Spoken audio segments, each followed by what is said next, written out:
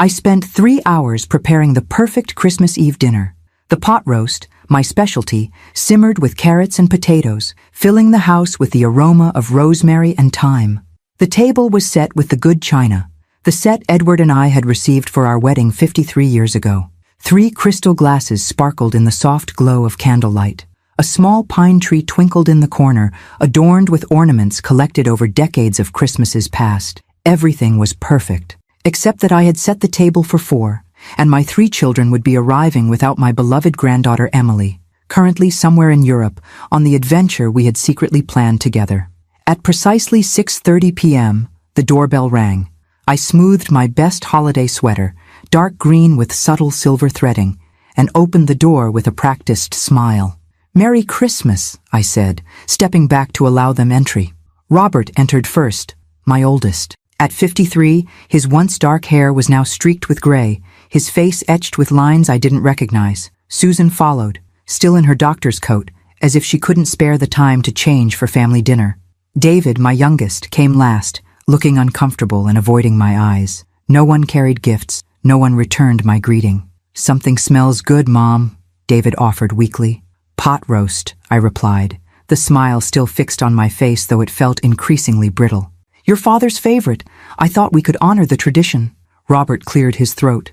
"Mom, we need to talk before dinner." The formality in his tone sent a chill through me that had nothing to do with the December air seeping through the open door. "Of course," I said, gesturing toward the living room. "Would anyone like a drink first?" "This isn't a social call, Mother," Susan said, her doctor voice firmly in place, the one she used with difficult patience. I was suddenly acutely aware of being categorized as a problem to be solved. We settled in the living room, the 3 of them perched on the edge of my sofa like birds ready to take flight. I took my usual armchair, the one with the best view of the backyard garden, now dormant under a thin layer of snow. "We've made a decision," Robert began, assuming his boardroom posture. "After careful consideration of your health situation." "My health situation?" I interrupted. "You mean the mild stroke I had 6 months ago, from which I've fully recovered?" Susan shook her head. "Not fully, Mom. You have mobility issues, cognitive concerns that you may not be fully aware of." "I'm perfectly aware of my faculties, Susan," I said, my voice sharper than intended. "I still drive. I still manage my own finances. I submitted and edited an entire manuscript this year." "That's part of the problem," Robert interjected. "These hobbies are distracting you from focusing on your health. You're not as young as you think, Mom." At 78, I was acutely aware of my age. Every morning, my joints reminded me. Every night, the silence of an empty house reminded me. But I had adapted, persevered, found purpose again in the pages of the novel I'd secretly worked on for 2 decades. "We've found a place for you," David finally spoke, his voice soft with what sounded like genuine concern. "Sunrise Valley. It's really nice, Mom. Professional care, activities, people your own age." The words hung in the air like poisonous gas. I struggled to breathe. "You want to put me in a nursing home? On Christmas Eve?" My voice sounded distant to my own ears. Robert had the decency to look uncomfortable. The timing isn't ideal, but they had an opening, and we all happened to be in town. "How convenient for you," I said, ice forming around each syllable. "It's for your own good," Susan insisted. "After that fall last month, I tripped on a loose rug," I countered, "which I've since removed." "Mom," David leaned forward, his eyes pleading. "We're worried. You're alone here. What if something happens and no one is around to help?" I wanted to remind him that if they visited more than twice a year, perhaps I wouldn't be so alone. I wanted to tell Susan that if she called more than once a month, maybe she would know that I'd joined a water aerobics class and a book club. I wanted to ask Robert if this sudden concern had anything to do with the developer who'd been leaving offers in my mailbox to buy my property. Instead, I looked at their faces, these adults who had once been the center of my universe, and saw the decision was already made. My bags were probably already packed. Robert had a key, after all. "May I at least finish preparing Christmas dinner?" I asked quietly. Robert checked his watch. "We're expected at sunrise by 8. They're holding the room for you." I stood carefully, using the cane I resented but needed since the stroke. "I see. Then I suppose I should get my coat." As I moved toward the hall closet, My eyes caught the corner of an envelope peeking out from beneath a book on my writing desk. The letter from the Wellington Literary Prize Committee informing me that my historical novel, published under a pseudonym, had won not only critical acclaim, but a $10 million prize. The announcement would air nationally on Christmas morning. I had planned to share my secret success over Christmas dinner, to surprise my children with the news that their mother, old, fragile Margaret Wilson, had achieved her lifelong dream. Now, as I buttoned my coat with trembling fingers, I decided to keep that secret a little longer. "I'm ready," I announced, leaving the envelope where it lay. The ride to Sunrise Valley was a study in silence.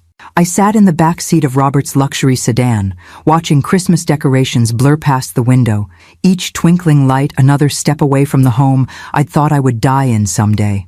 David sat beside me, occasionally patting my hand in what I suppose he thought was reassurance. Susan followed in her own car, probably to ensure a quick escape after the deed was done. Robert parked beneath a portico, adorned with a half-hearted garland. Sunrise Valley was etched in elegant script above the entrance, the letters illuminated by soft lighting designed to suggest warmth and welcome. The effect was undermined by the institutional sterility that no amount of holiday decoration could disguise. A young woman with a clipboard greeted us at the reception desk. Her name tag read Kayla, and her smile seemed genuine, if practiced. "Mrs. Wilson, we're so pleased to welcome you to Sunrise Valley, especially on Christmas Eve. We have a lovely celebration happening in the community room, if you'd like to join after we get you settled." I nodded politely, words momentarily beyond my capacity. My children, however, had plenty to say. "She needs a ground floor room," Susan instructed. "Her mobility is compromised, and stairs would be a fall risk. Also, she's on several medications that should be monitored. I've brought her complete medical file." "Mom likes her privacy," David added, as if trying to mitigate his sister's clinical assessment. "Is there a room with a nice view, maybe?" Robert remained silent, handling the financial paperwork with efficient detachment.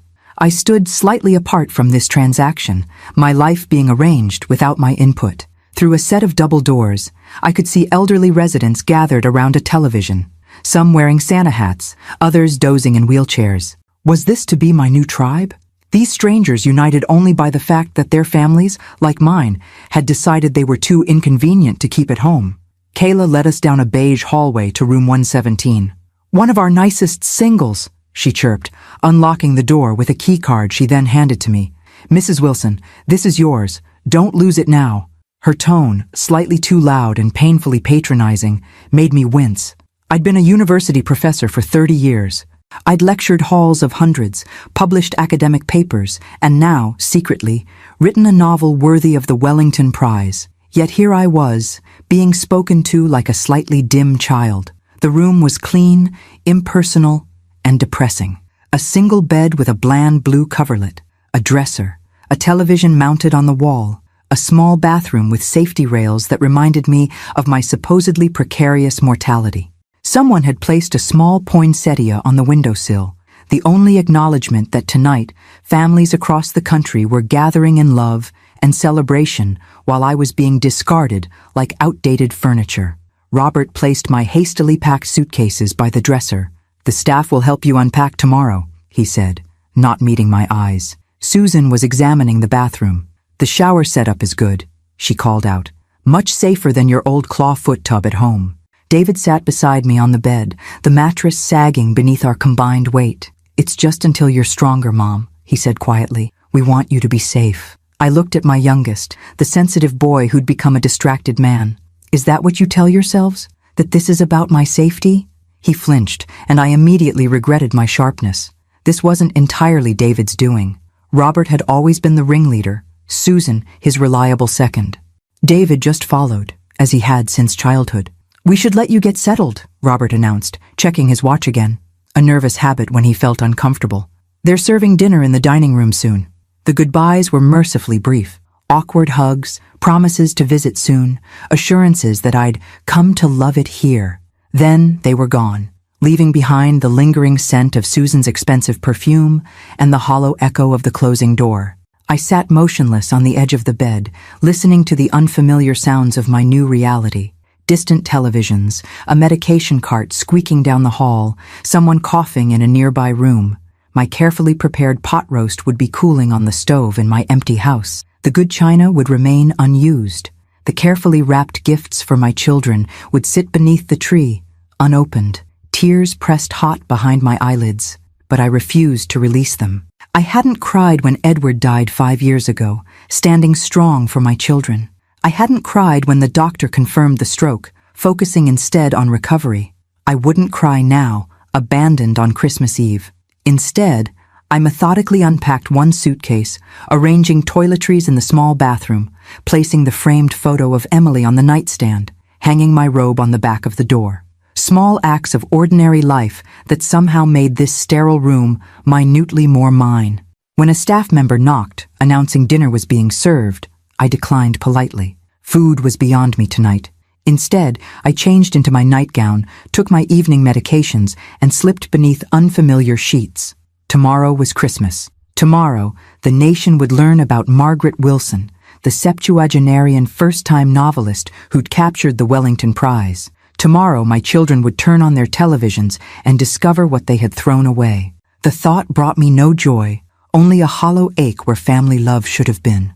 As sleep finally claimed me, I wondered if Emily, wandering through European Christmas markets as we'd planned during our secret meetings, would somehow see the broadcast and understand why her grandmother wasn't answering the phone this Christmas. I woke disoriented, momentarily confused by the unfamiliar ceiling and the antiseptic smell that was decidedly not home. The events of Christmas Eve crashed back with cruel clarity. My children, the nursing home, abandonment disguised as concern. The bedside clock read 7:15 a.m., Christmas morning. For a moment, I allowed myself to remember other Christmas mornings. Robert and Susan racing downstairs in footy pajamas, David toddling behind, Edward making his famous pancakes. Later, Emily's delighted gasps at the carefully chosen books I'd wrapped for her each year. A gentle knock interrupted my reminiscence. "Good morning, Mrs. Wilson. Merry Christmas." A cheerful aide I hadn't met yesterday entered with a tray. "I'm Denise. Thought you might like breakfast in your room, being your first morning and all." Her kindness, unexpected and undeserved, brought a lump to my throat. "Thank you, Denise. That's very thoughtful. Just doing my job, hun." She set the tray on a rolling table and positioned it over my lap. "We've got a nice Christmas program starting at 9 in the community room. Carols, little gifts, even a Santa for those with visiting grandkids." She glanced around the empty room. "Your family coming by today?" I focused on buttering my toast. I wouldn't expect so. Denise's expression softened with understanding that made me want to crawl under the covers. "Well, sometimes the holidays are complicated, but you won't be alone. We're all family here at sunrise." The platitude, though well-meaning, scraped against my raw emotions. Family didn't abandon you on Christmas Eve. Family didn't sign papers transferring responsibility for your care to strangers. Family didn't— "Would you like the television on while you eat?" Denise asked, interrupting my bitter thoughts. "The Christmas parade is starting soon." "Yes, thank you," I replied, grateful for the distraction. She turned on the modest wall-mounted screen, found the parade broadcast, and adjusted the volume. "Just press your call button if you need anything, Mrs. Wilson. I'll come back for your tray in a bit." After she left, I nibbled half-heartedly at breakfast while watching dancers and floats process down a street somewhere warm and sunny. The forced cheer of the commentators grated on my nerves, but the alternative was silence and my own thoughts. A worse prospect. At 8:30 a.m., the parade coverage was interrupted by a special announcement. My heart began to race. "We're cutting away briefly for an exclusive interview," the host explained. Literature lovers have been speculating for weeks about the mysterious winner of this year's Wellington Prize. The prestigious award carries not only critical acclaim, but a $10 million endowment, one of the largest in literary awards. This year's recipient has finally been revealed, and the story is remarkable. The screen cut to footage recorded last week. Me, sitting in my living room, wearing my best blue dress, looking far more composed than I felt. The network had been kind enough to send a makeup artist who had somehow minimized my wrinkles and age spots, giving me a dignified glow that belied my 78 years. Margaret Wilson, the voiceover continued, a retired literature professor, spent 20 years secretly writing her debut novel, Echoes of Silence, the sweeping historical epic that has captured readers' imaginations and critics' praise worldwide. The camera zoomed in on my face as I answered the interviewer's question about my writing process. I wrote in the early mornings, before dawn, my recorded self explained. After my husband died, I found those quiet hours were when I could hear my characters most clearly. For 20 years, it was my secret garden, a world only I could enter. Sharing it now feels both terrifying and exhilarating. And the $10 million prize? The interviewer prompted. Any plans for that unexpected windfall? My on-screen smile was gentle. I plan to establish a literacy foundation for seniors. Reading and writing saved me from despair after widowhood. I want others to discover that same lifeline. A pause, then. And of course, I've set aside portions for my family, especially my granddaughter Emily, who encouraged me to submit the manuscript when I'd nearly lost my nerve.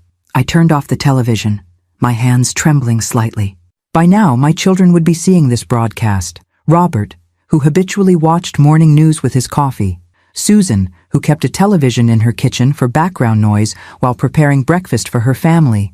David, who might still be sleeping after Christmas Eve, but would certainly hear from the others. Their mother, old, frail, cognitively compromised according to Susan's assessment, was now a celebrated author and millionaire. The mother they had discarded at a nursing home like unwanted furniture was suddenly newsworthy, valuable, worth keeping around perhaps. My bitter thoughts were interrupted by a commotion in the hallway. Raised voices, hurried footsteps. "Ma'am, visiting hours don't start until 10. I'm her son. This is an emergency. Sir, please, you need to sign in." My door burst open. Robert stood there, still wearing what appeared to be pajama bottoms under his hastily donned coat, hair uncombed, eyes wild. "Mom," he said, breathing hard, "we saw the interview. Why didn't you tell us? We need to get you home right away." Behind him, a flustered nurse was calling for security. Over his shoulder, I could see Susan rushing down the hallway, still in her robe, David trailing behind her like a confused puppy. In that moment, looking at my son's face transformed by the knowledge of my newfound wealth, something crystallized within me, a clarity as sharp as broken glass. I straightened my spine and met his gaze directly. "Visiting hours start at 10, I said calmly. "Please respect the rules of my new home, the one you so carefully selected for my well-being just last night." Robert's face cycled through emotions with comical rapidity, shock, confusion, calculation, and finally a strained approximation of contrition. "Mom, there's been a terrible misunderstanding," he said, lowering his voice as a security guard appeared behind him. "We were worried about you being alone, but obviously we didn't have all the information. Mrs. Wilson, are these people bothering you?" The security guard, a solidly built man with kind eyes, directed his question to me, not my children, a small courtesy that didn't escape my notice. "These are my children," I explained, smoothing the blanket across my lap, who seemed to have forgotten the visiting hours they were clearly informed of last night. Susan pushed past Robert, her doctor's authority evident in her posture. "We're her immediate family. Surely that grants some flexibility with visiting hours, especially on Christmas." The guard remained unmoved. "Policy is policy, ma'am. If you'd like to wait in the visitor's lounge until 10 o'clock, you're welcome to do so." "This is ridiculous," Susan huffed. "Mother, tell them you want to see us." All three of my children stared at me expectantly, their expressions a blend of impatience and newly discovered respect. Just yesterday, I had been an inconvenient burden. Today, with 10 million reasons to reconsider, I was suddenly worthy of their undivided attention. "I'll see you at 10, I said quietly. "I need to finish my breakfast and get dressed. The community room would be an appropriate place to meet." David, always the most sensitive to undercurrents, placed a restraining hand on Robert's arm as he began to protest. "That's fair, Mom. We'll wait. Take your time." After they retreated, Susan with obvious reluctance, Denise returned to collect my breakfast tray. "Well, well," she said, eyebrows raised. "Seems like you're the celebrity of Sunrise Valley today. The nurses' station is buzzing about your interview." "News travels fast," I murmured, "and your family seems mighty eager to celebrate with you this morning." Her tone was neutral, but her eyes held understanding. "Would you like help getting dressed for your visitors?" I nodded, suddenly overwhelmed by the morning's events. As Denise helped me select a sweater and slacks from my hastily packed suitcase, I found myself explaining the situation, my secret writing career, the prize, my children's Christmas Eve ambush. $10 million, Denise whispered, shaking her head as she helped me with my stockings. And they didn't know when they brought you here? No, I confirmed. I'd planned to tell them over Christmas dinner, the dinner I spent hours preparing and never got to serve. Denise's expression hardened. Well, isn't that something? And now they're breaking down the door at 8 in the morning. She patted my shoulder. You take all the time you need, Mrs. Wilson. I'll tell them you'll be ready when you're ready. By 9:30, I was dressed, my hair arranged as neatly as possible, my lips touched with the pale pink lipstick I'd worn for special occasions since my teaching days. I made my way slowly to the community room, leaning more heavily on my cane than usual, my body feeling the emotional strain of the past 24 hours. The room was festively decorated with a large Christmas tree, garlands, and tables set with red cloths and centerpieces. A few residents were already gathered, some in wheelchairs, others seated in plush chairs, most watching a holiday movie on the large television. In a corner, my 3 children sat rigidly, out of place among the elderly residents and harried staff. Robert spotted me first, rising immediately and crossing the room with his business smile firmly in place. "Mom, you look wonderful," he said, bending to kiss my cheek.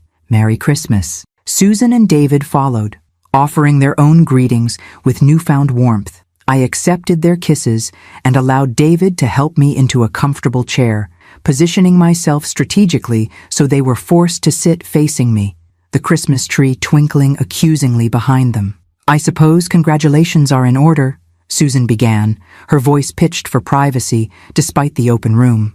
"Your book, The Prize. It's incredible, Mom." "Why keep it a secret? Would you have believed me?" I asked simply.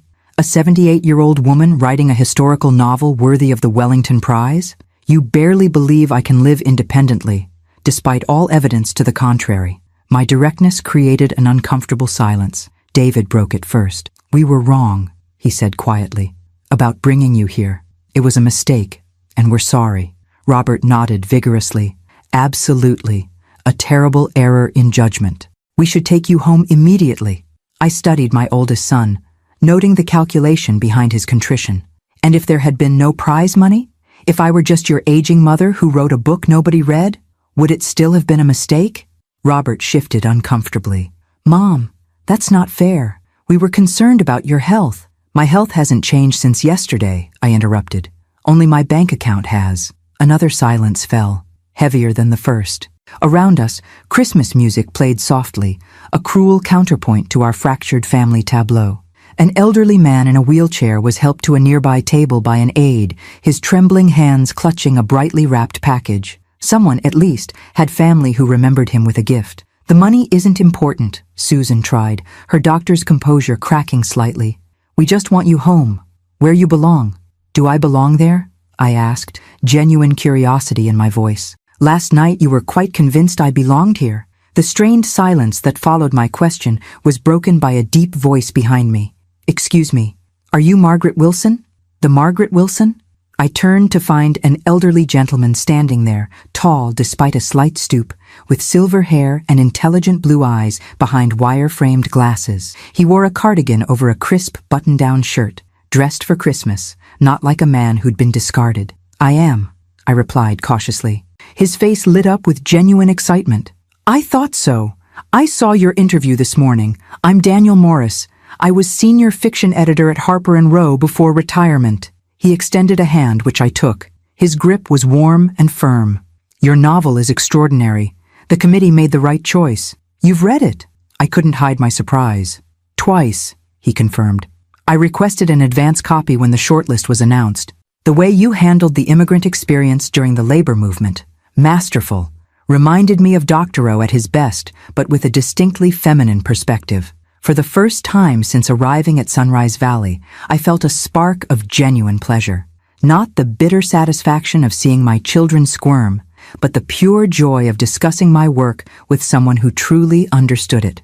"Mr. Morris was just placed with us last week," explained Denise, who had appeared with a tray of coffee. "He specifically requested Sunrise Valley because of our literary programs. We have quite the book club, Mrs. Wilson." My children watched this exchange with poorly concealed impatience. Robert cleared his throat loudly.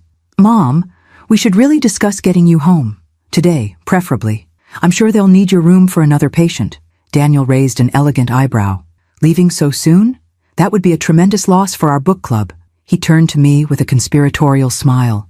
I was hoping you might consider leading a discussion of your novel once the residents have had a chance to read it. We have several former academics here who would be thrilled. Before I could respond, Susan interjected. Our mother won't be staying. There's been a misunderstanding. She doesn't require this level of care. Daniel's expression remained pleasant, but something knowing flickered in his eyes. I see. Christmas Eve admission, Christmas Day discharge. Quite the efficient medical recovery. The barb, delivered with impeccable politeness, landed precisely. Susan flushed, David studied his shoes, and Robert's jaw tightened. Mr. Morris, I said, making a split-second decision. I'd be honored to lead that book discussion. Perhaps in the new year? Mother, Susan hissed. What are you saying? I turned to my children, who were staring at me with varying degrees of disbelief. I'm saying that I'm not leaving today. That's absurd, Robert sputtered. This place is for people who need assistance. You've just proven you're completely capable. Yesterday you insisted I wasn't, I reminded him. Which is it, Robert? David leaned forward. Mom, we made a mistake. We're trying to fix it. Some mistakes can't be fixed with a simple apology, I said, softening my tone for my youngest. Some require more meaningful amends. If this is about the money, Robert began, his business negotiation voice taking over. We understand you're upset, but punishing yourself by staying in this facility isn't the answer. Daniel, who had been observing our exchange with quiet interest, spoke up. If you'll excuse my intrusion, Mrs. Wilson isn't punishing herself by staying here. Sunrise Valley has quite a respectable community. Many residents choose to be here despite having other options. Exactly, I agreed, warming to Daniel's support. And as it happens, I'd like some time to consider my options. The prize money opens possibilities I hadn't previously considered. A bell chimed softly, signaling the start of the Christmas program. Around us, residents were being wheeled or escorted to seats facing a small stage area where a staff member dressed as Santa Claus was arranging gift bags. Perhaps we should continue this discussion privately, Susan suggested, eyeing the gathering crowd with professional distaste. Perhaps we should continue it another day, I countered. It's Christmas after all, and I'd like to participate in the festivities here. With strangers? Robert couldn't keep the incredulity from his voice. With my new neighbors, I corrected him. Besides, I'm expecting an important call today. From whom? Susan asked suspiciously. From Emily, I said. Once she sees the broadcast, she'll want to congratulate her grandmother. The mention of Emily, the only family member who truly knew me, silenced them momentarily.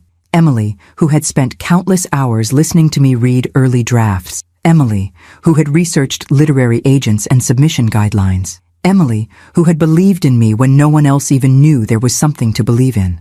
Emily knew about the book? David asked, hurt creeping into his voice. All this time? Emily asked. I said simply, about my life, my interests, my dreams. She visited regularly, not just on obligatory holidays. She earned my confidence. My words struck home. All three of my children had the grace to look ashamed, though Robert quickly masked it with pragmatism. At least let us take you to lunch, he offered. Somewhere nicer than the cafeteria here. We can discuss everything then. I considered his offer, sensing the desperation beneath it. They wanted me away from Sunrise Valley, away from witnesses to their Christmas Eve abandonment. They wanted private access to discuss my newfound wealth and how it might benefit them. I've already made lunch plans, I said, nodding toward Daniel, who smiled in immediate understanding. But you're welcome to visit tomorrow, during regular visiting hours, of course. My children departed shortly after, leaving behind 3 hastily purchased gift bags from the hospital gift shop, their attempt at salvaging their image in front of the staff and residents who had witnessed our exchange. I placed the unopened bags in my room before joining the Christmas celebration, where Daniel saved me a seat beside him. Your family seems quite concerned about your welfare, he observed dryly, as we watched a local children's choir perform carols, particularly since this morning's broadcast. Remarkable timing, isn't it? I replied, accepting a cup of punch from a volunteer. Daniel's eyes twinkled with understanding. Positively miraculous, like Scrooge on Christmas morning, except with 3 ghosts of Christmas present instead of past, present, and future.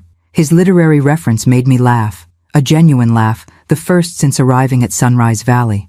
You really were an editor, weren't you?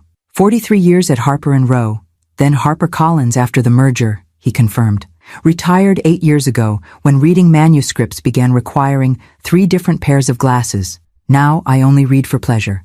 And you really read my book? Twice, he repeated. The first time as a reader, swept away by the narrative. The second time as an editor, marveling at the technical craftsmanship. You must have been an extraordinary professor, Margaret. Maggie, I corrected him, surprising myself. No one had called me Maggie since Edward died. My friends call me Maggie. Maggie, then. He smiled, the lines around his eyes deepening pleasantly. And you must call me Daniel. The Christmas program continued with gift distribution. Small packages containing hand lotion, slipper socks, and chocolates. A staff member dressed as an elf took photographs of residents with Santa, which struck me as both infantilizing and oddly touching. These elderly men and women, many apparently forgotten by their families on Christmas, still found joy in simple festivities. My phone rang just as lunch was being served in the dining hall. Emily's name flashed on the screen. "Grandma!" she exclaimed when I answered. "I just saw your interview. Why didn't you tell me they were airing it today? I'm in a cafe in Barcelona using their Wi-Fi, and suddenly your face appears on my news feed." I screamed so loudly the waiter thought I was being attacked. Her enthusiasm warmed me more than any central heating could. "I wanted it to be a surprise," I explained, moving to a quiet corner for privacy. "Are you enjoying Barcelona?" "Yes, but forget Barcelona. You're famous and rich. $10 million, Grandma. We need to celebrate when I get back next week." "I'd like that," I said, realizing I meant it deeply. "I have much to tell you." "Like what? Is there more news? Don't tell me you're working on another book already." I hesitated, unsure how to explain what had transpired. Emily adored her father and aunt and uncle, despite their flaws. The knowledge of their betrayal would hurt her. "It's complicated," I said finally. "Better discussed in person. How's the weather in Barcelona?" She accepted the deflection, launching into a detailed description of her travels, her voice bubbling with the enthusiasm of youth. I listened, treasuring her excitement, until she suddenly asked, "Wait, where are you? That doesn't sound like home in the background." Before I could formulate a gentle explanation, a loudspeaker announcement blared, "Medication distribution will begin in 15 minutes. Please return to the dining hall if you require lunchtime medications." "Grandma," Emily's voice sharpened with concern. "Where are you?" "Sunrise Valley," I admitted. "It's a retirement community." "A nursing home? Since when? What happened?" The alarm in her voice made me regret my honesty. "It's a recent development. Your parents and uncles thought I needed more support. On Christmas? They moved you on Christmas?" Her indignation was palpable, even across an ocean. "Put Dad on the phone right now." "He's not here, sweetheart." "None of them are." A pregnant pause followed. "They dumped you in a nursing home on Christmas Eve and then didn't even visit on Christmas Day? After everything you've done for them?" "They visited briefly this morning," I said, trying to soften the blow. "After seeing the broadcast." Emily's sharp intake of breath told me she understood immediately. "Those calculating, materialistic—" She cut herself off. "I'm coming home. Today. I'll change my flight." "Don't you dare," I said firmly. "You've planned this trip for a year. I'm perfectly fine." "You're in a nursing home, Grandma." "A rather pleasant one, as it turns out," I countered. "I've made a friend already, a retired book editor who's read my novel twice." "But your house will still be there when you return next week as planned," I finished for her. "We'll sort everything out then. I promise." After further reassurances, Emily reluctantly agreed not to cut her trip short, though she insisted on calling daily to check on me. When we hung up, I found Daniel waiting patiently at a respectful distance. "Everything all right?" he asked as I rejoined him. "My granddaughter is concerned," I explained. "She doesn't understand why I'm here." "And why are you here, Maggie?" he asked gently. I noticed your children didn't seem to have a clear answer. We walked slowly toward the dining hall, my cane tapping a gentle rhythm on the tiled floor. "I'm here because my children decided, without consulting me, that I was too frail to live independently," I said, the bitterness creeping back into my voice. "They arrived for Christmas dinner and instead took me to a nursing home." Daniel's expression darkened. "Before they knew about your literary prize. Before they knew I was worth $10 million, I confirmed. Amazing how one's apparent health improves with financial value. As we settled at a small table for lunch, a holiday meal of turkey and cranberry sauce that paled in comparison to my abandoned pot roast. Daniel studied me thoughtfully. What will you do now? Go home with your tail between your legs because they've reconsidered your disposability? His bluntness was refreshing after a lifetime of polite obfuscation. No, I said firmly. I won't. Good, he nodded approvingly. Because you have options, Maggie. More than they realize. The week between Christmas and New Year's passed in a blur of activity. My children called daily, each conversation a delicate dance of guilt, reconciliation attempts, and thinly veiled inquiries about my financial plans. I kept these discussions brief and non-committal. I'm still adjusting, I told Robert when he pressed about bringing me home for New Year's Eve. The staff here is very attentive. It's a nursing home, Mom, he countered with poorly disguised exasperation. Not a 5-star resort. I'm aware of what it is, I replied evenly. You made that abundantly clear on Christmas Eve. These exchanges always ended the same way, with my children frustrated by my newfound resilience and me quietly replacing the receiver with a mixture of sadness and resolve. Meanwhile, word of my literary achievement spread through Sunrise Valley. Residents I'd never met stopped me in hallways to offer congratulations. The activities director asked if I would consider starting a writing workshop. The administrator himself visited my room, suddenly concerned that my accommodations were satisfactory. We're so honored to have someone of your stature with us, Mrs. Wilson, he gushed, eyeing the modest room as if seeing it through my presumably more discerning eyes. If there's anything we can do to make your stay more comfortable, I smiled politely. Perhaps some bookshelves? I've asked my granddaughter to bring some of my library when she returns. Bookshelves, of course. I'll have maintenance install them immediately. This sudden deference was both amusing and disheartening. How quickly respect materialized when attached to success and wealth. The brightest spot in this strange new chapter was my growing friendship with Daniel. Unlike everyone else, his attitude toward me hadn't changed with the news of my prize. He'd already respected me, for my writing, for my intellect, before knowing of my financial worth. We fell into an easy routine, taking meals together, attending the uninspired activities with good humor, and spending hours in conversation about books, publishing, and the life experiences that had shaped us. I learned about his marriage of 40 years to a brilliant mathematician who had succumbed to Alzheimer's 3 years earlier. He heard about my decades with Edward, our world travels, and the subtle disappointments of watching my children grow into adults I sometimes barely recognized. Parenthood is the great gamble, Daniel reflected as we sat in the small sunroom, watching snow fall softly outside. You pour everything into these little beings, hoping they'll absorb your values, your worldview. Then they go and develop their own ideas entirely. Mine certainly did, I agreed. Robert was always materialistic, but I never imagined he'd value money over family to this extent. And Susan, she was such a compassionate child. Now she diagnoses emotions as if they're disorders to be managed with proper treatment. And David? I sighed. David always followed the path of least resistance. If Robert and Susan jumped off a cliff, he'd ask about the water depth below, Daniel finished with a chuckle. On New Year's Eve, Sunrise Valley organized a modest celebration. Sparkling cider, paper hats, and a television tuned to the Times Square countdown. Most residents were asleep well before midnight, but Daniel and I remained in the community room, watching the glittering ball descend amid the crowd of revelers. What will your resolution be? He asked, as we sipped our cider from plastic champagne flutes. I considered the question seriously. To live deliberately, I said finally. No more going along to keep the peace. No more sacrificing my needs for people who don't appreciate the sacrifice. A worthy resolution, he approved. Though I suspect you were already heading in that direction when your novel won. Perhaps, I acknowledged. The prize gave me confidence, but the abandonment gave me clarity. What about you? Any resolutions? Daniel's eyes, bright with intelligence and something warmer, held mine. To recognize good fortune when it appears, even in unlikely places. As the countdown reached 0 and 2023 arrived with manufactured fanfare on the television screen, Daniel raised his plastic glass to mine. To new beginnings, Maggie. To new beginnings, I echoed, feeling a flutter of something I hadn't experienced in years. Possibility.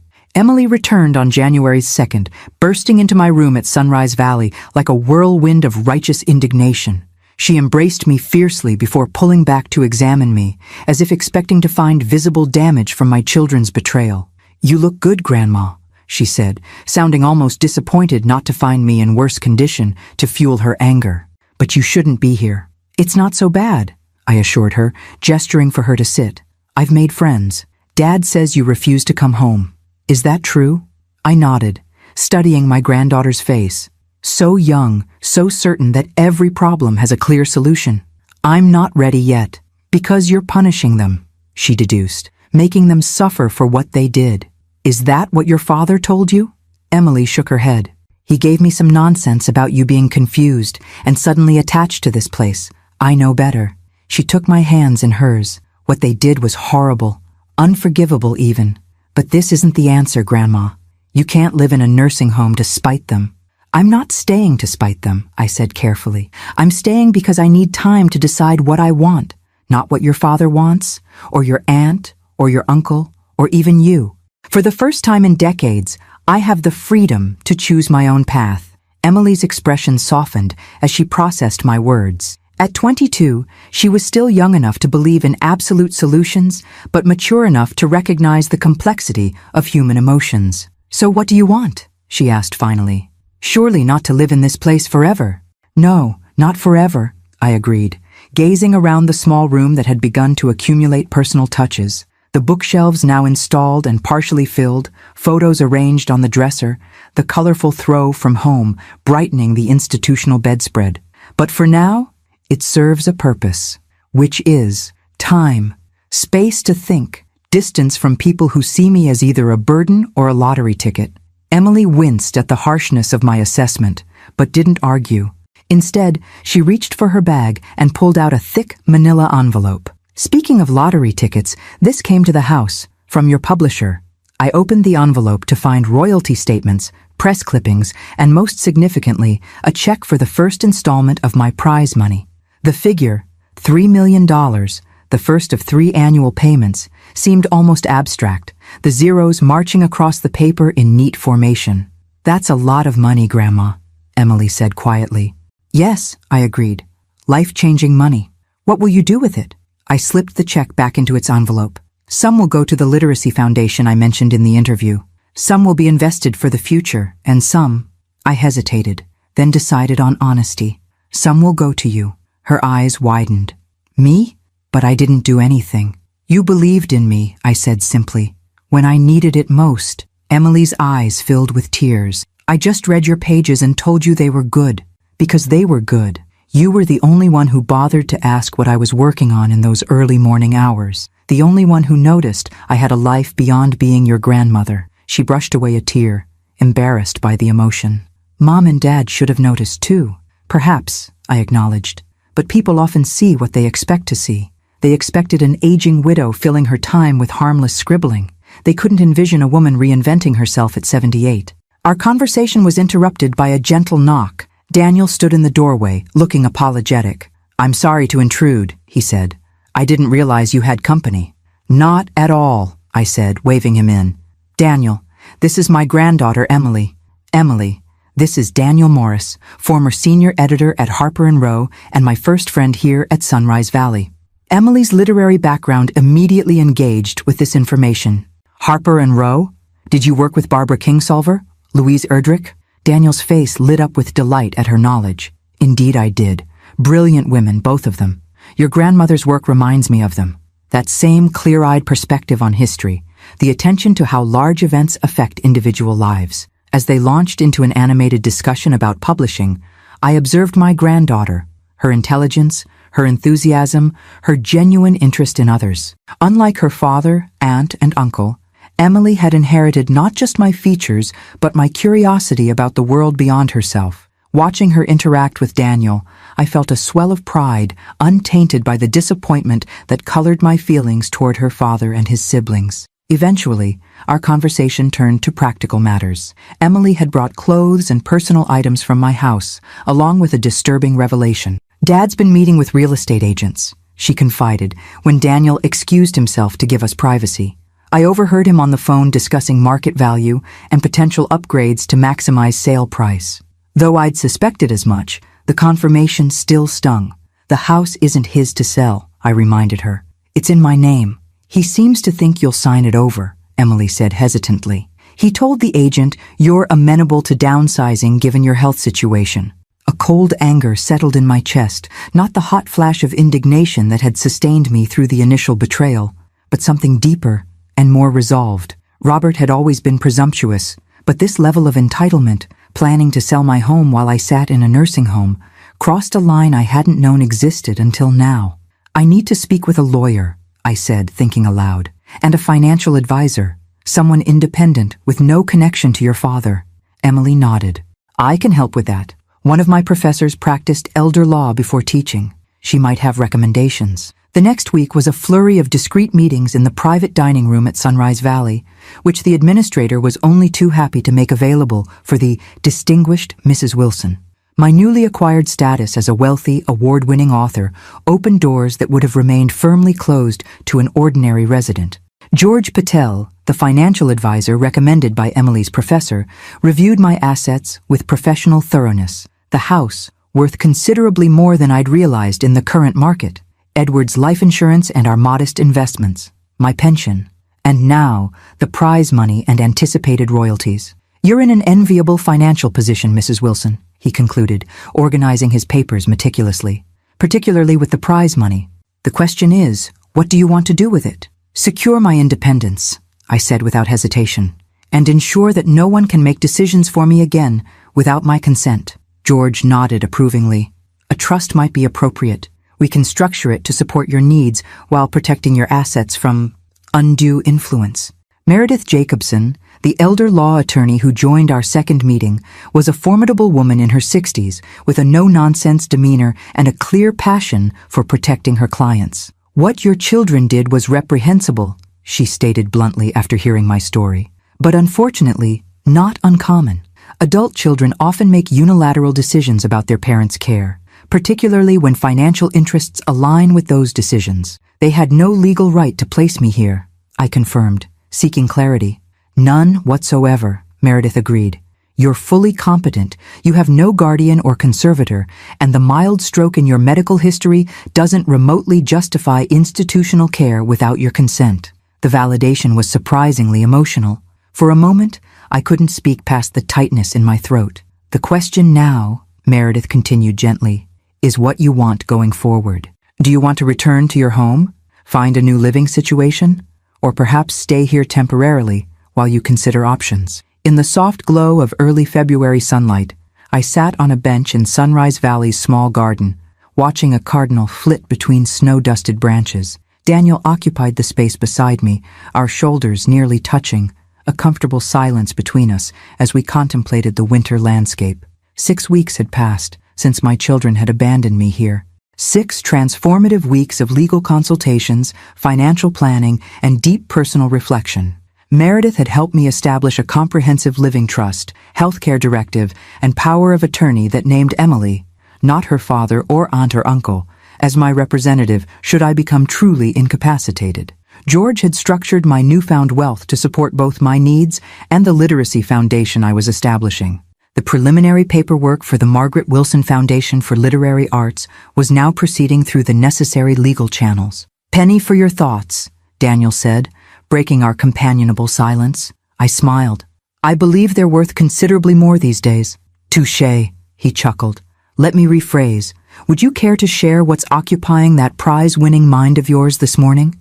I considered his question, watching my breath form small clouds in the crisp air. I'm thinking about choices, the ones made for us, the ones we make for ourselves, and how difficult it can be to distinguish between them sometimes. Profound territory for a Thursday morning, he observed. Any particular choices weighing on you? I've made a decision about the house, I said, turning to face him directly. I'm selling it. His eyebrows rose slightly. That seems significant. May I ask why? It was never truly my home, I explained, the realization having crystallized during a recent therapy session. Another new development in my life, courtesy of Sunrise Valley's surprisingly competent mental health services. It was where Edward and I raised our family, but after he died, it became more mausoleum than sanctuary. I stayed because leaving seemed disloyal to his memory, not because the space brought me joy. Daniel nodded thoughtfully. And now? Where will you go? I've found a lovely condominium in that new development near the university. 2 bedrooms, main floor, with a small garden terrace and excellent security. Close enough to town for convenience, but private enough for writing. It sounds perfect, he said, though I detected a note of something, disappointment perhaps, in his voice. It's also only 10 minutes from here, I added, watching his expression carefully. For visiting purposes. His face brightened. Visiting purposes indeed. I would like that very much, Maggie. A comfortable silence settled between us again, broken only by the Cardinal's occasional call. In the weeks since Christmas, our friendship had deepened into something neither of us had explicitly defined, but both clearly valued. At our age, romantic declarations seemed somehow both redundant and premature. We were beyond youthful impulsivity, but also acutely aware of time's limited nature. My children are coming today, I said after a while. All of them, plus Emily. I've asked them to meet me in the conference room at noon. Daniel reached for my gloved hand, giving it a reassuring squeeze. The moment of truth, then. How are you feeling about it? Resolved, I said after consideration. Not angry anymore, not even particularly hurt, just clear about where we stand and how we'll proceed from here. Would you like moral support? I could lurk menacingly in the hallway, glaring at them whenever they emerge. The mental image of dignified literary Daniel lurking menacingly made me laugh. Thank you, but this is something I need to do alone, though perhaps we could have dinner afterward. I suspect I'll be emotionally exhausted regardless of how it goes. It's a date, he confirmed, and neither of us pretended the word choice was casual. At precisely noon, I entered the small conference room where my children waited. The administrator had arranged the space at my request, another courtesy extended to the suddenly valuable resident I had become. Robert, Susan, and David sat on one side of the table, with Emily opposite them, a physical manifestation of the emotional divide that had developed since Christmas. Thank you for coming, I began, taking the seat at the head of the table. I appreciate you all making the time. Of course, Mom, Robert replied, with the ingratiating smile he typically reserved for important clients. You said it was important. It is. I placed a folder on the table before me. I've made some decisions about my future that affect all of you, and I wanted to communicate them clearly, face to face. Susan leaned forward, medical concern creasing her brow. Is everything all right? Health-wise? My health is excellent, thank you. The same as it was on Christmas Eve when you insisted I needed institutional care. The pointed reminder caused Susan to sit back, chastened. David studied his hands, while Robert maintained his professional facade. I've decided to sell the house, I continued, noting with grim satisfaction how Robert's expression flickered with calculation. I've engaged a realtor of my own choosing, and the proceeds will go directly into my trust. Your trust? Robert couldn't hide his surprise. What trust? The Margaret Wilson Living Trust, established last month. Emily has agreed to serve as successor trustee should I become incapacitated. The bombshell landed with satisfying impact. Robert's face flushed, Susan's mouth tightened, and David looked up with undisguised shock. That's unexpected, Robert managed finally. Don't you think one of us would be more appropriate, given our professional experience? After careful consideration, no, I said calmly. Your professional experience didn't prevent you from making catastrophically poor decisions regarding my care. In fact, it seems to have facilitated them. Mother, that's unfair, Susan protested. We were concerned about your well-being. Were you? I met her gaze directly. Or were you concerned about the inconvenience I might become if my health deteriorated? The potential burden on your time and resources? David, always the most sensitive to undercurrents, recognized the futility of denial. We handled it badly, he admitted. All of us. We should have discussed options with you, not ambushed you on Christmas Eve. Yes, you should have, I agreed. But you didn't. And while I appreciate the acknowledgement, it doesn't change what happened, or my need to protect myself going forward. Protect yourself? Robert repeated incredulously. From your own children? From anyone who views me as either a burden to be managed or an asset to be leveraged. I opened the folder and distributed copies of a single-page document. These are the key provisions of my trust and my expectations moving forward. I suggest you review them carefully. The document before my children was deliberately concise, a distillation of the comprehensive legal framework Meredith had helped me establish. It outlined the creation of my trust, Emily's role as successor trustee, and my explicit directives regarding future care decisions. The final paragraph detailed my intentions for the prize money. 1/3 to the Literacy Foundation, 1/3 to secure my independence through carefully managed investments, and 1/3 divided into separate trusts for each of my children and Emily. "You're still including us in your estate plan?" Susan asked, genuine surprise in her voice as she processed the information. "You're my children," I replied simply. "That hasn't changed, despite recent events." Robert scanned the document with practiced efficiency, his mind clearly calculating figures. "These individual trusts, they have conditions attached?" "They do." I nodded, unsurprised by his focus on the financial aspects. "You'll each receive quarterly income from your respective trusts, but the principal remains intact until my death, at which point it transfers to you directly." "And Emily gets the same amount as each of us?" Robert couldn't quite keep the edge from his voice. Despite being a generation removed, Emily stiffened beside me, but I placed a gentle hand on her arm. "Emily gets the same amount because she's demonstrated the character and judgment I hope to encourage in all of you. This isn't about genetic proximity, Robert. It's about recognizing and rewarding the values I hold dear, which apparently don't include family loyalty," Susan muttered. "On the contrary," I countered, my voice steady. "Family loyalty is paramount, but it must flow in both directions. Loyalty isn't abandoning your mother at a nursing home on Christmas Eve because her care has become inconvenient. It isn't plotting to sell her home without her knowledge or consent." David's head snapped up, his gaze darting to Robert. "You were planning to sell the house? Without telling Mom?" Robert's expression hardened. "I was exploring options, that's all. Given Mom's situation, downsizing made financial sense." "My situation being that you thought I was broke and declining," I clarified. How quickly that assessment changed when $10 million entered the equation. An uncomfortable silence descended over the table. Emily, who had remained remarkably restrained throughout, finally spoke. "I think what Grandma is trying to say is that trust, once broken, takes time and effort to rebuild. This plan gives everyone an opportunity to do that, to establish a new relationship based on mutual respect, not financial dependency or obligation." I smiled at my granddaughter, proud of her insight and maturity. "Exactly. I'm not punishing you," I addressed my children. "I'm creating boundaries that should have existed long ago." "Where will you live if you're selling the house?" David asked, the first practical question that didn't revolve around money. "I've purchased a condominium near campus," I informed them. "It will be ready next month. Until then, I've decided to stay here at Sunrise Valley."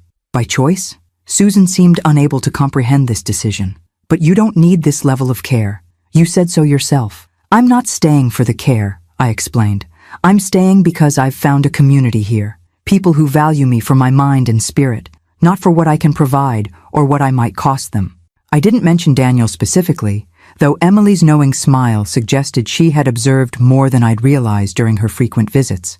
"I'd like to ask something of each of you," I continued, shifting to the final phase of the conversation I'd rehearsed with my therapist. "A way forward, if you're willing." They waited, varying degrees of wariness on their faces. "Robert, I'd like you to serve on the board of the Margaret Wilson Foundation. Your business acumen would be valuable, and it might help you understand what I value beyond monetary worth." His expression registered surprise, followed by cautious interest. "I'd be honored to consider it. Susan, I'd like you to connect the foundation with your hospital's community outreach program. The literacy initiatives for seniors could benefit from medical partnership, particularly for those with cognitive challenges." She nodded slowly, professional engagement visibly overriding personal grievance. "And David, I hope you'll contribute your academic perspective to our educational programs. Your experience with university outreach would be invaluable for the scholarship components." "Of course," he agreed readily, always the most amenable to reconciliation. "This isn't forgiveness," I clarified, meeting each of their eyes in turn. "Not yet. But it is an opportunity for all of us to build something worthwhile together, to find a new way of relating as adults with separate but interconnected lives." After they departed, subdued but not hostile progress of a sort, Emily lingered, her expression troubled. "Are you sure about staying here, Grandma? Even temporarily? After what they did?" I considered her question carefully. Sunrise Valley wasn't my choice initially, but it has become one. The irony isn't lost on me that in trying to discard me, your father and his siblings actually gave me an unexpected gift, freedom from the obligations and patterns that had defined me for decades. Plus there's Daniel, Emily added, with the directness of youth. I felt a warmth rise in my cheeks that had nothing to do with the overheated conference room. Yes, there's Daniel. He makes you happy. It wasn't a question. He does, I confirmed. In a way I hadn't expected to experience again at my age. Emily smiled, the tension leaving her shoulders. Then I'm glad, even if the circumstances that brought you together were awful.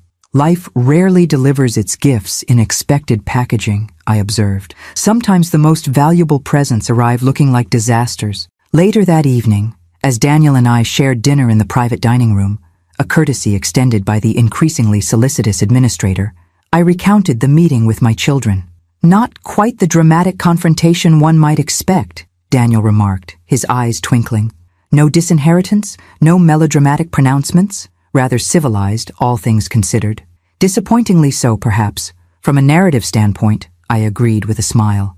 But real life rarely provides the neat resolution fiction demands. Speaking of resolutions, Daniel set down his fork, suddenly serious. I've been considering my living situation as well. My heart quickened inexplicably. Oh? I've realized that while Sunrise Valley has its charms, chief among them the company, it's not where I want to spend my remaining years. He reached across the table, covering my hand with his. I've been looking at condominiums in that development near the university, specifically one that recently sold to a distinguished author of my acquaintance. The unit next door, I whispered, hardly daring to believe what he was suggesting. He nodded, a question in his eyes. Too presumptuous? Not at all, I assured him, turning my hand to clasp his. It seems that abandonment has led to the most unexpected discovery. What's that? That even at 78, life can offer new beginnings. That sometimes the worst day of your life, being discarded by your family on Christmas Eve, can set in motion the best chapter you never dared imagine. Daniel raised his water glass in a toast. To unexpected gifts and the courage to recognize them. To unexpected gifts, I echoed, certain now that my children's betrayal, painful as it had been, had freed me to accept the most precious gift of all, the chance to write my own ending. The Christmas tree in my condominium stood in the corner of the living room, its lights reflecting in the floor-to-ceiling windows that overlooked the university campus. Unlike the modest pine I had decorated in solitude last year, this tree sparkled with an eclectic collection of ornaments, some from my past, others newly acquired, each representing a piece of the remarkable year that had unfolded since my children had left me at Sunrise Valley. More eggnog, Maggie? Daniel asked, appearing from the kitchen with 2 steaming mugs. In the 11 months since we had moved into adjoining condominiums, with a connecting door discreetly installed between our living rooms, he had become as essential to my daily existence as breathing. Not quite husband, we had both decided that formal marriage at our age seemed unnecessary, but far more than companion. Partner, in every sense that mattered. Thank you. I accepted the mug gratefully, inhaling the nutmeg-scented steam. Emily just texted. Their flight landed, and they should be here in about an hour. Plenty of time to finish setting up, Daniel observed, glancing around at the transformation our space had undergone in preparation for Christmas Eve dinner. My dining table, expanded with both leaves, dominated the living area, set for 9 with my best china and crystal, salvaged from the house before its sale, now imbued with new purpose. The past year had been one of profound reinvention. The Margaret Wilson Foundation for Literary Arts had launched officially in March, already funding literacy programs for seniors in 3 states and sponsoring a scholarship for older writers pursuing their first publication. I had completed my 2nd novel, a contemporary story about reinvention in later life, and my publisher had enthusiastically accepted it for publication next fall. Daniel had emerged from retirement to serve as the Foundation's literary advisor, bringing decades of editorial wisdom and industry connections that proved invaluable. My relationships with my children had evolved into something I hadn't anticipated, not the unquestioning closeness I had once craved, but a measured respect based on clearer boundaries and shared purpose. Robert had indeed joined the Foundation's board, bringing unexpected dedication to our mission once he realized I was serious about his involvement extending beyond financial oversight. Susan had connected us with her hospital's geriatric program, resulting in an innovative initiative combining cognitive health and creative expression for seniors with early dementia. David had helped establish university partnerships that extended our reach beyond what I had initially envisioned. None of these relationships had returned to their previous state. That wasn't possible after the breach of trust. But something new and arguably healthier had emerged from the ruins of last Christmas. We spoke more honestly now, disagreed more openly, and paradoxically, understood each other better than we had when maintaining the polite fictions that had governed our interactions for decades. The doorbell rang at precisely 5 o'clock. Emily stood on the threshold, her boyfriend Michael beside her, both carrying brightly wrapped packages. "Merry Christmas, Grandma," she exclaimed, embracing me warmly before turning to Daniel with equal affection. "The place looks amazing." "All Daniel's doing," I admitted as we moved inside. "He has hidden talents as an interior decorator. Merely an eye for beauty," Daniel demurred with a wink in my direction. "Comes from decades of manuscript assessment." Emily and Michael arranged their gifts beneath the tree, joining the careful display already assembled.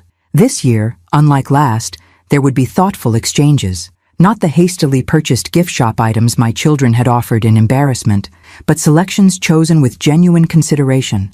The simple act of gift-giving had been reclaimed from obligation and transformed into something meaningful again.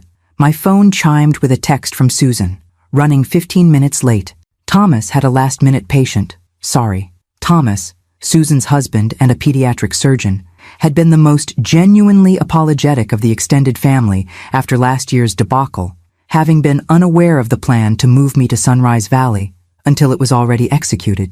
His relationship with Susan had apparently undergone its own reckoning in the aftermath, resulting in better communication and a more equal partnership, according to Emily's reports. "Mom says they're running late," I informed the others, "which gives us time for something special before everyone arrives." I nodded to Daniel, who retrieved 3 gift bags from his condominium through our connecting door. "What's this?" Emily asked, as I handed her one of the bags. "I thought we were doing gifts after dinner." "These are preliminary gifts," I explained. "Something I wanted to share with just the two of you first." Emily and Michael exchanged curious glances before carefully extracting the tissue paper from their bags. Inside each was a handsomely bound book with a simple cover, Echoes of Silence, Special Edition. "It's being released next month," I explained. "A special hardcover edition with a new afterword. The publisher sent me advance copies." I paused, suddenly emotional. "I wanted you to have the first ones, signed." Emily opened her copy to find my inscription. "To Emily, who believed first and without reservation. Your faith made everything possible. With infinite love, Grandma." Tears welled in her eyes as she read the words. "I didn't do anything special," she protested softly.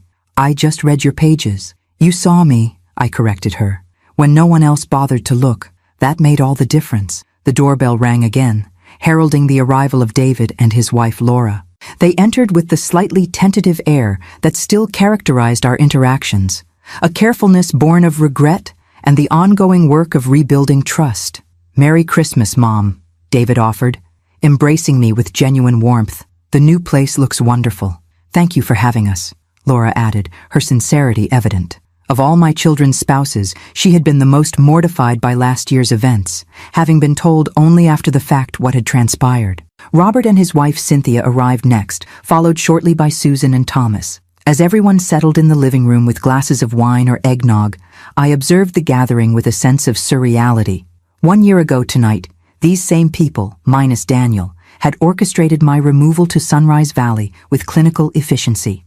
Now they sat in my new home, engaging in polite conversation, complimenting the decor, behaving for all the world like a normal family celebrating Christmas Eve. But we weren't the same family. Not really. The fundamental dynamics had shifted, power had redistributed, and most importantly, I was no longer the accommodating matriarch, grateful for whatever attention my busy children deigned to provide. I was Margaret Wilson, award-winning author, philanthropist, woman of independent means and clear boundaries. The difference was palpable in every interaction. The way Robert sought my approval, the absence of Susan's medical assessments, David's more genuine engagement. When we gathered around the dining table for the holiday meal, a catered affair this year, my concession to practical limitations, I found myself reflecting on the extraordinarily different emotions I felt compared to last Christmas Eve. Then, I had been filled with anticipation and nervous excitement about revealing my literary success. Now, I felt a calm certainty about my place in the world and in this reconfigured family structure. "Before we eat," I said, raising my glass, "I'd like to propose a toast." All eyes turned to me expectantly. "To unexpected journeys," I began, meeting Daniel's gaze briefly before continuing. "1 year ago tonight, life took a turn none of us could have anticipated. The path has been difficult at times, illuminating at others, but I find myself, at 79, more fully alive than I've been in decades." I paused, looking at each face around the table. My children with their complex mix of guilt and reconciliation, their spouses with varying degrees of discomfort and acceptance, Emily with her unabashed pride, Daniel with his steady love, and Michael witnessing our family's evolution with the perspective of a newcomer. I've learned that sometimes what feels like an ending is merely a painful but necessary transition to a new chapter. That sometimes people must disappoint us profoundly before authentic relationships can emerge, and that it's never too late to rewrite your own story. Silence held for a moment as my words settled over the gathering. Then Emily raised her glass. "To Grandma," and second chapters. "To second chapters," everyone echoed, the phrase carrying different significance for each person at the table. As we enjoyed our meal, conversation flowed more naturally than I had dared hope. Robert shared updates about the Foundation's expanding initiatives, his genuine enthusiasm suggesting that his involvement had become more than a penance. Susan described a new research project combining creative writing therapy with traditional treatment for depression in elderly patients. David discussed the university's interest in documenting the Foundation's work as a model for similar programs nationwide. After dinner, as we gathered around the tree for the gift exchange, I found myself standing slightly apart, watching this tableau of family connection with the perspective of both participant and observer. Daniel joined me, his hand finding mine with the easy familiarity we had developed. "Penny for your thoughts, Maggie," he murmured. "I was just thinking about last Christmas," I admitted quietly. "How sometimes the worst moments can lead to the most unexpected blessings. Like being abandoned at Sunrise Valley, only to find a captive audience for your literary opinions," he suggested with the dry humor I had come to cherish. "Like being forced to stand on my own just long enough to realize I didn't need the supports I'd been clinging to," I corrected gently. "Like discovering that family can be redefined at any age. Like meeting you." His fingers tightened around mine. "Best Christmas gift I ever received," he said simply. "Finding you amid all that institutional beige." Emily approached, interrupting our moment with an apologetic smile. "Sorry to intrude, but there's a package for you, Grandma. It just arrived by courier." She handed me a small, elegantly wrapped box with no card or identification beyond my name and address. Curious, I unwrapped it carefully to find a velvet jewelry box. Inside, nestled against dark satin, was a delicate silver pen engraved with a simple message. "To M.W. Your story continues. Keep writing." "Who's it from?" Emily asked, peering at the pen. I examined the box again, finding a tiny card I had initially overlooked. The message, written in a flowing hand I recognized immediately, read simply, "From one writer to another.